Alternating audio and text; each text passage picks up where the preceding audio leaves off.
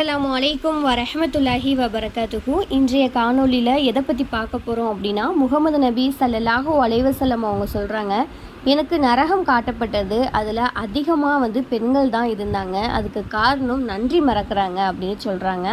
உடனே அங்கே இருந்த சஹாபாக்கள் யாருக்கு அல்லாஹுவை நிராகரிக்கிறாங்களா அப்படின்னு சொல்லி கேட்குறாங்க. அதுக்கு முகமது நபி ஸல்லல்லாஹு அலைஹி வஸல்லம் அவங்க சொல்கிறாங்க, இல்லை கணவனுக்கு நன்றி மறக்கிறாங்க அப்படின்னு சொல்லிட்டு அவங்களுக்கு செய்யப்பட்ட உபகாரத்திற்கு நன்றி மறக்கிறாங்க.